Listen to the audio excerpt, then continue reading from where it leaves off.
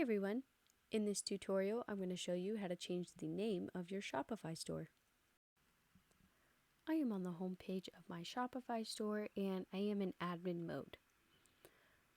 Down on the left hand side of the screen, all the way at the bottom, I'm going to go to Settings. Click on that. And then right up at the top, you can see that my store name is Test Store Name. And you can see the same over here. So I'm going to hit Edit. And then right here, I'm going to change the name of my store.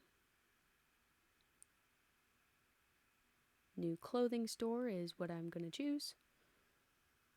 And make sure you hit Save.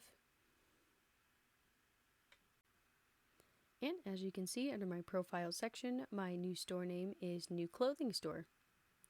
So if you want to see it up at the top like that or back on your actual website, then you would have to refresh the page a couple times. But if you need to change your store name on Shopify, that is how you do it.